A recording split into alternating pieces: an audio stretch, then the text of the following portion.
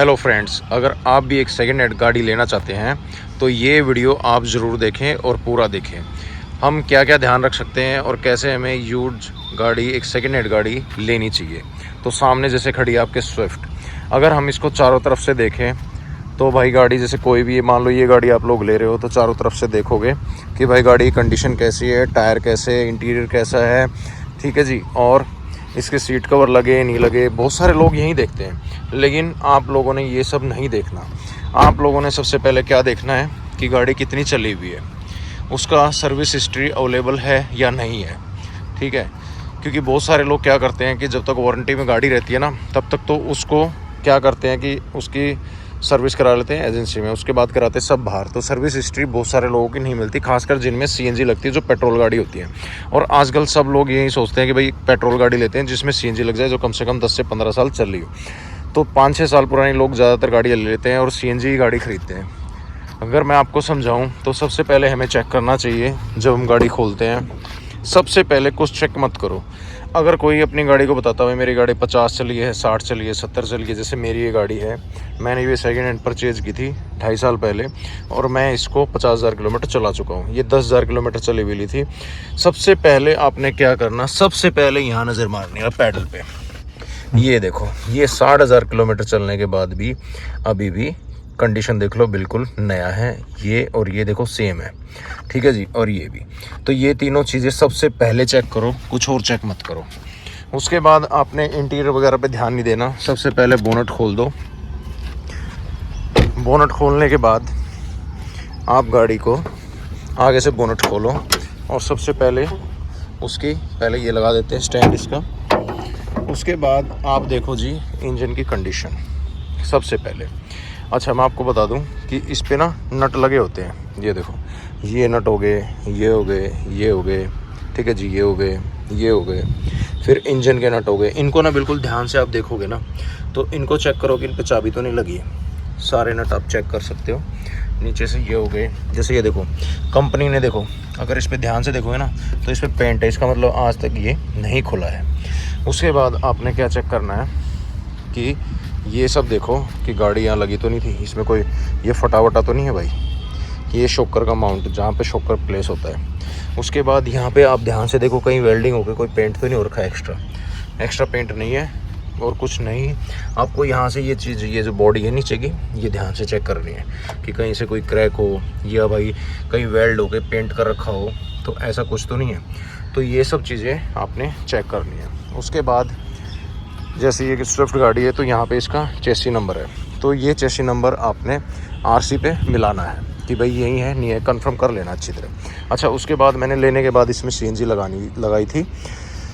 आप भी कोशिश करना कि भाई सीएनजी गाड़ी ना लो, क्योंकि वो बहुत झोल झाल करते हैं। खासकर सीएनजी गाड़ी में कम बताते हैं बहुत कि भाई बहुत कम चली हुई है, बहुत ज़्यादा चली हुई है, क्योंकि जो भी सीएनजी लगाता है ना वो चलाने के लिए ही लगाता है। उसके बाद आप ये रेडिएटर, जो यहाँ पे एसी का कंडेंसर लगा होता है, ये पूरा चेक करो।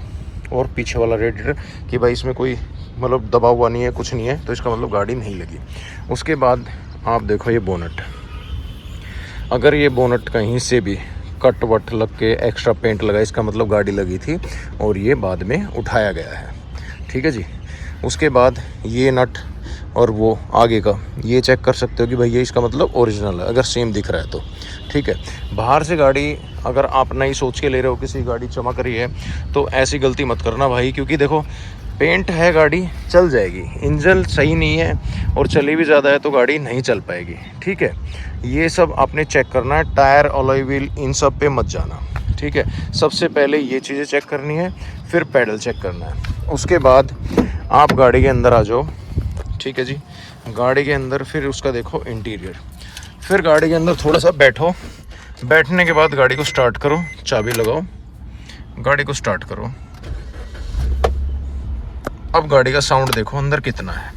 खासकर मारुति गाड़ियों का साउंड नहीं होता। अब ये गाड़ी स्टार्ट है और आप लोगों को देखो महसूस नहीं हो रही आवाज़ भी, ठीक है जी। ना कोई धड़कन है ना कुछ है।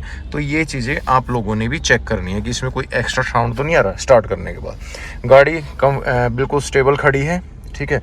उसके बाद आप बाहर जाओ और मैं बाहर से भी आपको दिखा देता हूँ कि इंजन देखो स्टार्ट है। ये देखो, ये आपको दिख रहा है, ये इंजन स्टार्ट है। और ये देखो वाइब्रेट तो नहीं कर रहा, ये देखना, ये बिल्कुल वाइब्रेट नहीं कर रहा।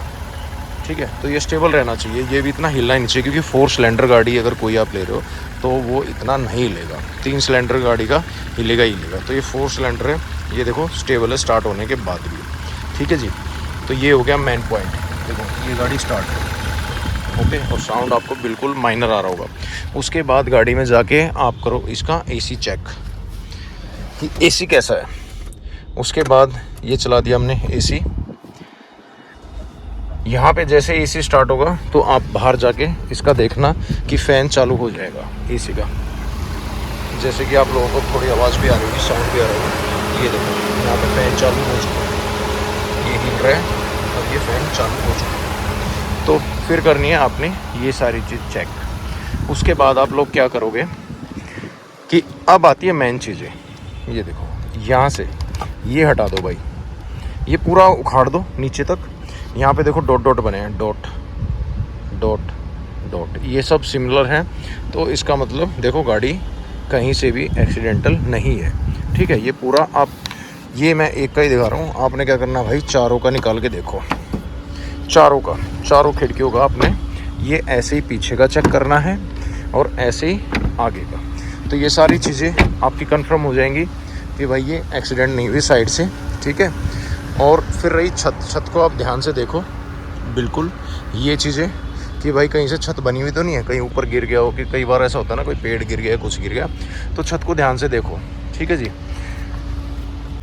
इसके बाद भाई करते हैं डिग्गी चेक। तो ऐसे ही यहाँ पे देखो कोई कट तो नहीं लगा है, यहाँ पे ध्यान से देखो कि कोई कट तो नहीं लगाया, कुछ भी आपको जैसे कट दिख रहा है कुछ भी है तो इसका मतलब नहीं दिख रहा तो गाड़ी ये डिग्गी भी ओरिजिनल है। फिर गाड़ी को करो भाई यहाँ पीछे से चेक, ये पूरा ये देखो, ये भी यहाँ पे डॉट बने हुए हैं, ये हर गाड़ी में डॉट बने होते हैं, अगर आपको ये नज़र आ रहे हैं तो ये देखो ये dot dot dot dot dot.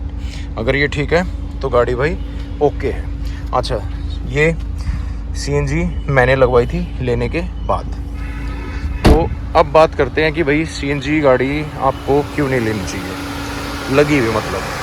ठीक है, पहले इसको करते हैं बोनट को बंद, और बाहर भाई गर्मी बहुत ज़्यादा है और गाड़ी का साउंड आपको आ रहा होगा थोड़ा सा, तो गाड़ी में बैठते हैं और बात करते हैं भाई CNG गाड़ी लगी हुई क्यों नहीं लेनी चाहिए। मतलब CNG लगी हुई भाई मेरे हिसाब से नहीं लेनी चाहिए। अगर आपकी जान पहचान में को बिल्कुल गारंटी दे रहा है सर्विस रिकॉर्ड के साथ कि भाई ये सर्विस रिकॉर्ड है इसका, और ये सारी कंपनी में कोई भी गाड़ी हो, चाहे होंडा है चाहे मारुति है कोई भी है, तो उस गाड़ी का अगर कोई दे रहा है ना भाई सर्विस रिकॉर्ड, तो आप बिल्कुल ले लो उसको।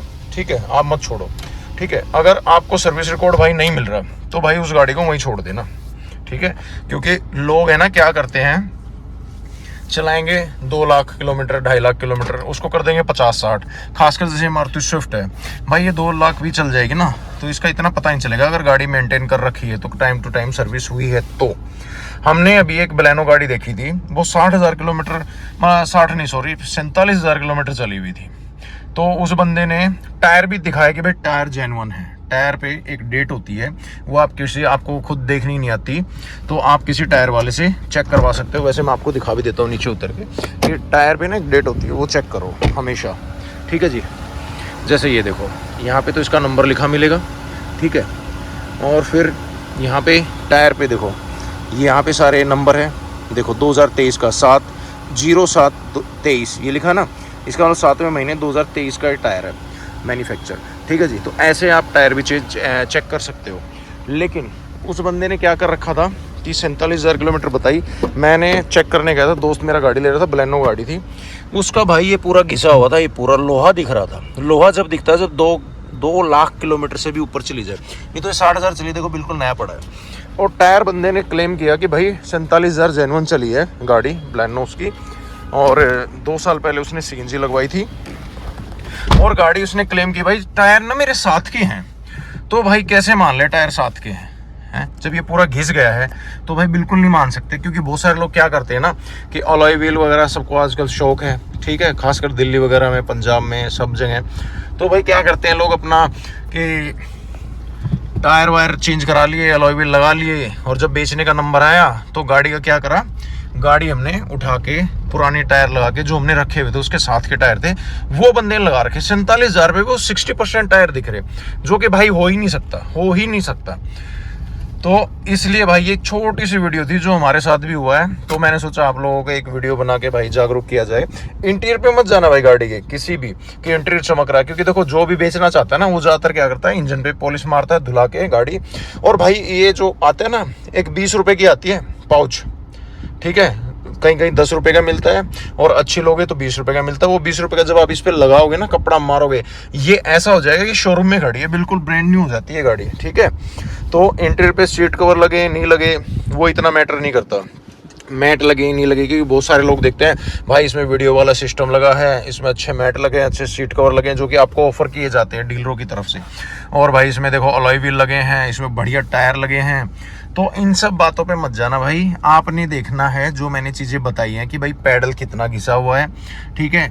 बाहर से कहीं से गाड़ी पेंट है कोई बात नहीं, चल जाएगी, साफ बोल दो भाई पेंट है चल जाएगी, लेकिन मुझे गाड़ी चाहिए ओरिजिनल।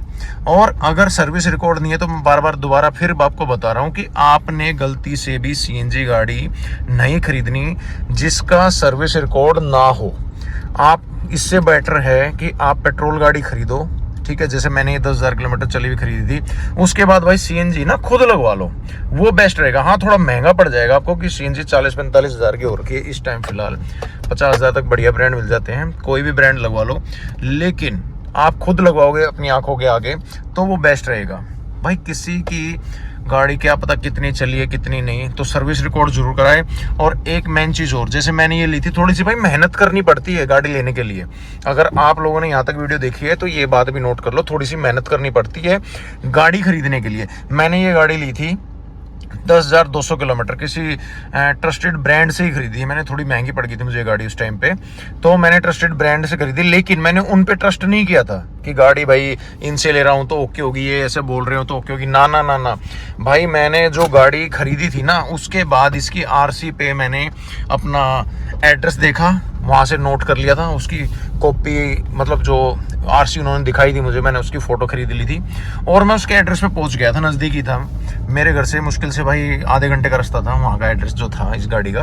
तो मैं वहाँ गया, मैंने इंक्वायरी की तो पता चला कि हाँ भाई ये इतनी ही चली हुई, इसके ओनर ने क्यों बेचा, कोई कमी तो नहीं है। तो मैंने सारा सर्विस रिकॉर्ड निकलवाया और फिर उनसे भी बात करी, ओनर से भी, जो पहले वाले ओनर थे, तो तब जाके संतुष्टि हुई कि हाँ भाई ये गाड़ी इतनी चली हुई है, कोई दिक्कत नहीं है, इन्होंने दूसरी लेने के चक्कर में बेच दी थी।